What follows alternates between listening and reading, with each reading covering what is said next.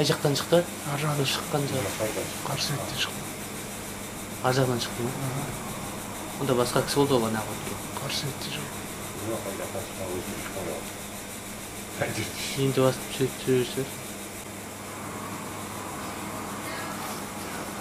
Мен басып кетті қызылдар.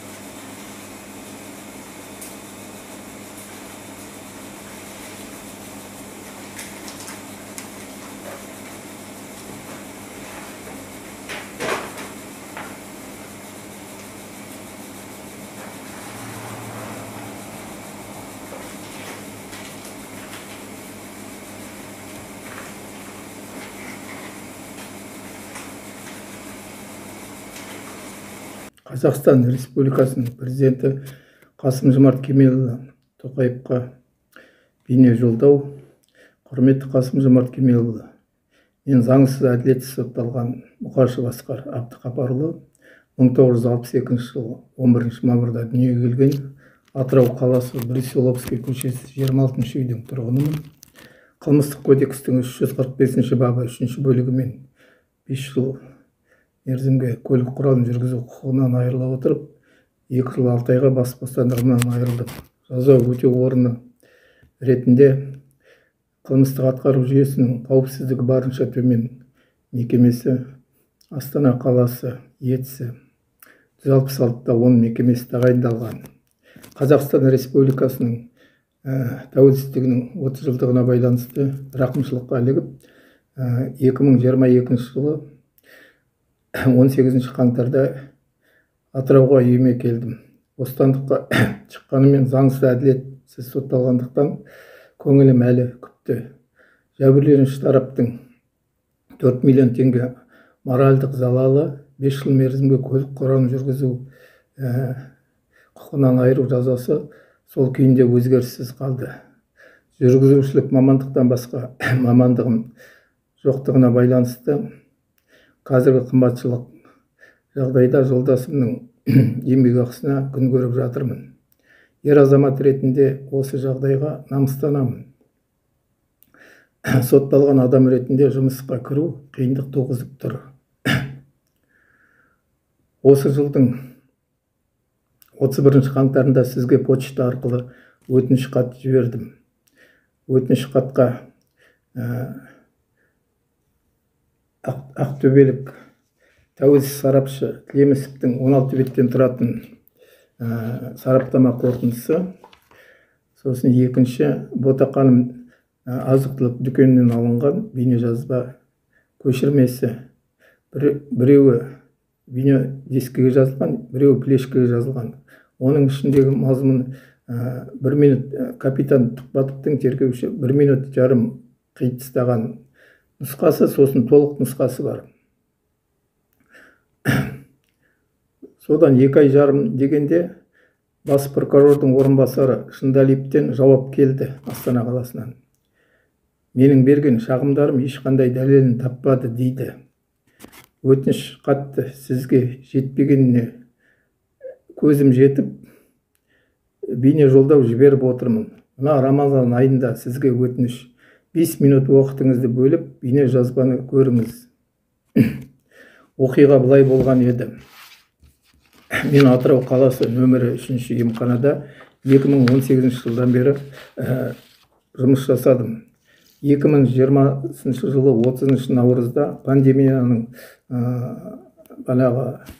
алғашқы күндері түнгі сағат 12-ден таңғы 6-ға дейін азаматтардың жүруге болмайды деп тыйым салған күні, сол күні түнгі сағат 03:40 шамасында Ақсай поселкесінен шақырту түсті. Фельдшер Сиғуатов екеуміз шақыртуға барып көмек көрсетіп, таңғы сағат 4:58 шамасында Атырау Индер тас жол бойымен кері қайтып келе жатқанымызда Ботақаным азық-түлік дүкенінің тұсында бір мезгілде қатарынан 2 автокөлік кедергі жасады. Біріншісі мен оқиға орнына жақындап келе жатқанда алдымнан қарсы бағытта алыс барын жағып, қатты жылдамдықпен өтіп кеткен автокөлік. Екіншісі жолдың жиегінде маған қарсы 4 алыс барын жағып жыпылықтатып тұрған БМВ автокөлігі. Жүргізушісі Шадияр Таздарбаев. Қылмыстық істе неге екенін білмеймін, куәгер болып кетті. Соның кесірінен жол үстінде жатқан Қамидоленді көрмей қалып басып өттім.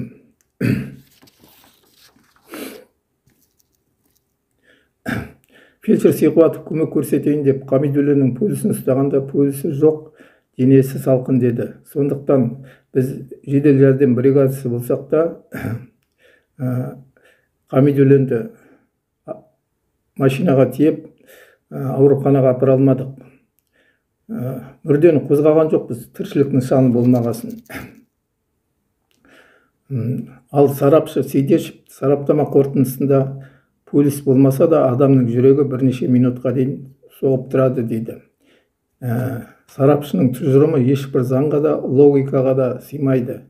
Сондықтан маған қатысты қылмыстық іс бойынша келесі жағдайларға көңіл аударуыңызды өтінемін. Қылмыстық істе бар дәлелдеме ол Ботақаным азық-түлік дүкенінен алынған бейне жазба. Бейне жазба YouTube каналына салынды. Бейне жазба атауы 30.03.2020 Атырау. На смерть сбили человека на трассе 3 машины подряд. Бейне жазбада бейнеленгендей марқұм Қамидолин жолдың жиегіне қиқалақтап келіп, жолдың бойына құлайды. Сол жерде тұрмай 2 минутта ес-түссіз жатқаны сот медициналық сараптама кезінде ескерілмеген. Егер де денсаулығы сау және ішімдік ішпесе, сау адам неге жолдың бойына құлайды?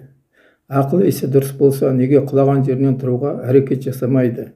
Бейне жазбада көргеніміздей бірінші болып жәбірленуші басып өткен сотталған Гребневтің басқаруындағы автокөлік қатты жылдамдықпен келіп, тоқтамастан жерде жатырған жәбірленуші басып кетіп қалады. Екінші болып ақ түсті Альпард маркалы автокөлік жәбірленуші тап үстінен басып өтеді. Үшінші болып Таздарбаевтың кедергі жасап парын жыпылықтатқаннан көзім көрмей менде басып өттім. Бірінші автокөлік Гребневпен менің басып өткен арадағы уақыт таза 10 минут. Содан маған тергеуші капитан Елдос Тұқпатов қылмыстық іс қозғады. Адвокатым нөмір 3-ші емхананың адвокаты Гүлсім Сабирова болды. 2 жұмадан кейін тергеуші Тұқпатов бірінші автокөлік табылды деп жүргізушілік куәлігімді қайтарып берді. Мен содан қуанғаннан емханаға барып, директор Өтегенова Айманның қабылдауында болдым. О кісі менен жедел жәрдем көлігінен коронавирус науқастарын тасымалдайтын автокөлікке ауысуымды сұрады. Мен жасымның ұлғаюына байланысты ауырып қалудан күдіктеніп, ауыса алмайтынымды айттым. Онда арызыңызды жазып, жұмыстан шығыңыз деді. Мен жұмыстан шықтым. Жұмыстан шығуыма байланысты адвокат Сабирова қорғауын тоқтатты. Мен 6 ай жарым адвокатсыз тергелдім. Тергеуші капитан Тұқпатов менің мемлекеттік адвокат алуыма құқым бар екенін біле тұра айтпады. Менің құқығымды шектеді. Адвокатсыз сот процесі өтпейтін болғасын 7 күн қалғанда мемлекеттік адвокат Шолпақовты берді. Мен тергеу кезінде ДТП жөнінде ешқандай бейне жазба көрмедім, көрсеткен жоқ. Артынан адвокат Шолпақовтан дискіге жазылған бейне жазба көшірмесін берді. Бейне жазбаны қарағанда 1 минут жарым жазбаның қиылып тасталғанын көрдім. Астындағы уақыт жазбасынан бәрі көрініп тұр. Ол бейне жазба тергеуші Тұқпатовты қылмысының айғағы ретінде үйімде сақтаулы. Артынан бейне жазбаның толық нұсқасын сұраттым. Онда көргенім екінші болып Хамит Өленді автокөлік басып өтіп кетіп қалады. 1 минуттан кейін қайтып келіп, кімді басқанын қарап, кері айналып қашып кетеді. Алайда соттың бірінші инстанциясында судья Гүлнар Дәулешевада және апелляциялық инстанцияда судья Сандуғаш Сүлейменовада автокөлікті қараған жоқ.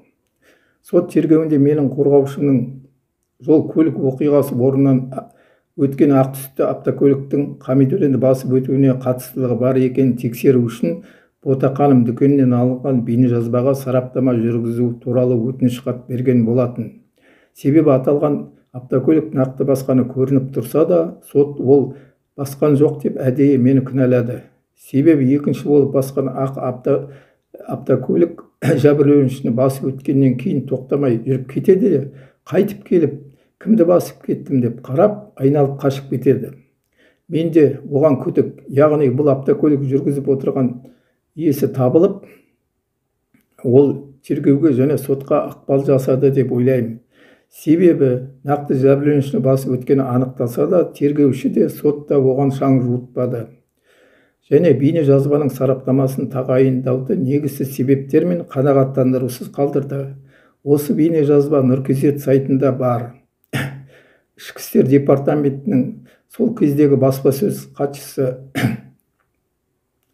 Гүлжазира Мұхтарова Нұркезет сайтының тілшісіне сұхбат берген болатын. Сұхбат беру барысында баспасөз хатшысы ақ автокөліктің табылғанын, тергеу жүргізіліп жатқаны туралы мәлімет берген болатын. Алайда ақ автокөлік иесі қылмыстық істе мүлдем жоқ екені айқындалып отыр. Сонда тергеуші кімді анықтады, кімді тергеді? Бұл әрекет тергеушінің заңсыз әрекетінің дәлелі болып табылады. Бейне жазбадағы ақ автокөліктің иесінің қылмыстық іске қатысы бар екенін біле тұра жауапқа тартудан жалтарып отыр. Менің жолдасым Қаламқас Бердиева тергеуші Тұқпатовтың үстінен қылмыстық қызметтік тексеру үшін облыстық прокурорға, ішкі істер департаментіне, сыбайлас жемқорлыққа қарсы агенттікке шағым түсірген болатын. Бірақ осы күнге дейін осы түсірген шағымдарымызға мардымды жауап ала алмадық. Сонымен бірге айыптау тараптың келесі дәлелдемесі сарапшы Сейдешевтің қатесі көп сараптамалары.